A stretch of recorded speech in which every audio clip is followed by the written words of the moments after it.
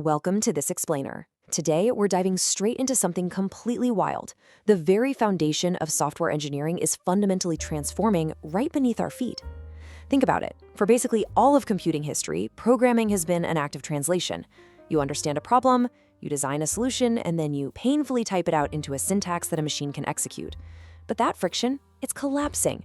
We are quite literally undergoing the most massive transformation since the invention of high-level programming languages. We're moving from writing code to expressing intent and trusting intelligent systems to translate that intent into working software. The era of syntax, hunting for a missing semicolon, manually typing curly braces, and fussing over type annotations is ending. Our new interface with the machine is pure intent. You just express what you want to build, and the machine figures out the how, leaving you, the human, to focus on the architecture, the judgment calls, and setting the boundaries. Section 1, From Syntax to Intent. Let's look at the evolution of coding and how we actually arrived at this pivotal moment. It's honestly crazy how fast this happened. Look at this timeline. Back in 2021, we thought basic autocomplete was magic. Just the editor guessing your next few characters. Then bam, inline suggestions completing entire functions. By 2023, chat-based generation hit, and suddenly the conversation itself became the interface. But looking at 2025 and 2026, we've officially reached the era of autonomous agents. We're talking systems that can clone repositories, plan out an entire architecture, run full test suites, and submit pull requests without you typing a single keystroke. Moving to Section 2, Vibe Coding versus Agentic Engineering. Let's explore the AI coding spectrum. What's super interesting about this shift is how differently people are actually using these tools in the wild. Imagine a massive spectrum. On one end, we have what Andrej Karpathy famously dubbed vibe coding back in 2025. You've probably been there. It's that casual, rapid prompting where you just fully give in to the vibes. You accept whatever the AI spits out, and if it breaks, you just lazily copy and paste the error message back into the chat until it magically works, which is honestly great for a weekend prototype. But on the exact opposite end, we have mature, disciplined agentic engineering. The difference isn't whether you're using AI, it's about the structure and human judgment surrounding what the AI produces. So what's the actual dividing line here? It all boils down to verification. Vibe coding relies entirely on a human doing a spot check and saying, does it seem to work? Agentic engineering, though, that requires verifying the deterministic stuff with automated tests and the non-deterministic stuff with evals, basically using strict scoring rubrics to ensure the agent stayed on the right track.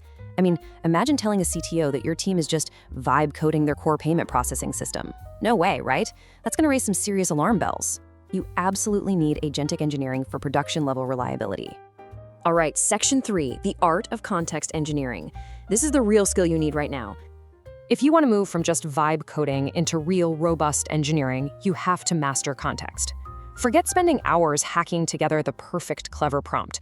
What actually matters is providing 6 specific types of structured context. The AI needs instructions to know its boundaries. It needs knowledge from your architecture docs, memory of your past interactions, examples of reference patterns, precise tools it can call, and strict guardrails. Honestly, it's exactly like onboarding a brand new junior dev. If you don't give them the right context, how can you expect them to contribute effectively? But you can't just dump all that context on the AI at once. You face this massive architectural trade-off. Think of static context, like your global rules and core guardrails, as a heavy backpack. It's always loaded, it's incredibly reliable, but it eats up your token limits fast. Dynamic context, on the other hand, is loaded on demand. By giving the agent specific skills, it can selectively pull in specialized knowledge only when the current task actually requires it. Figuring out the balance between the two, that is now a first-class architectural decision. Section 4, Building the Agentic Factory. Let's look at the new software development lifecycle. Let's zoom out to the macro level. Welcome to the factory floor. As a modern developer, you aren't the one standing on the assembly line turning screws and assembling widgets by hand anymore. You are the factory manager. Your output isn't code itself. Your output is the system that produces the code. You're defining the specs, you're setting those guardrails, designing the verification tests, and letting the AI agents do the heavy lifting of actual implementation. And when you work this way, look at what happens to the timeline. In the traditional software lifecycle, implementation took weeks. Now, it literally shrinks to hours, sometimes even minutes. This completely shifts the bottleneck. It's no longer about how fast you can type. It's entirely about the quality of your human specifications and your architectural design. Requirements aren't just dead documents anymore. They're active conversations between you and the AI, producing a working prototype in real time.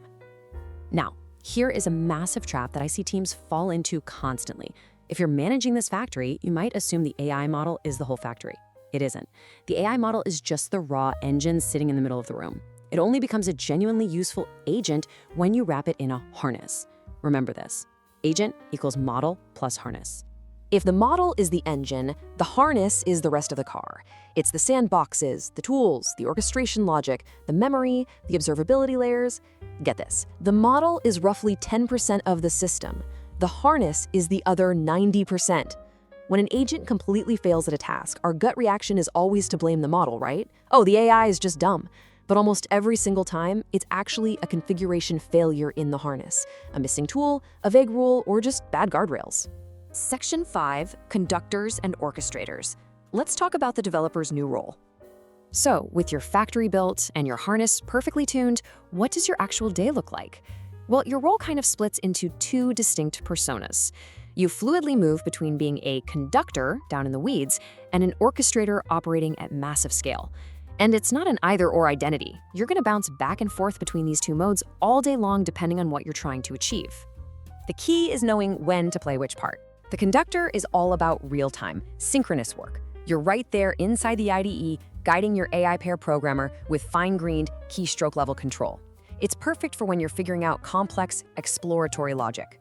But the orchestrator, that's totally asynchronous. You're taking heavy, clearly defined feature work and delegating it to a fleet of background agents. At that point, you aren't watching code generate line by line. Your job is simply reviewing the pull requests and the outcomes. Because you're shifting between these modes, your AI agents are basically going to live in three main places. First, right in your editor, firing off inline completions to keep you in that deep flow state. Second, in your terminal for executing multi-file edits and rapid iteration. And finally, entirely in the background, where these autonomous agents can just churn away in cloud-hosted sandboxes for hours, building out massive test suites or doing heavy framework migrations while you go grab a coffee.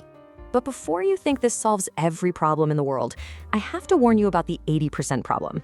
AI agents are shockingly fast at generating the first 80% of a feature's code, and it looks great, it looks completely fluent. But that final 20%, the weird, hyper-specific edge cases, the messy integrations, the subtle correctness requirements, that still demands your deep human contextual knowledge. The errors AI makes today aren't simple syntax typos. They are insidious, deep, conceptual failures that require your absolute mastery to untangle.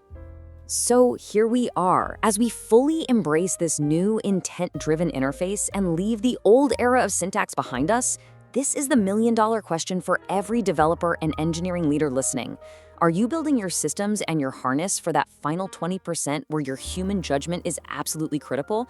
Or are you just giving in to the vibes? Thank you so much for joining me on this explainer.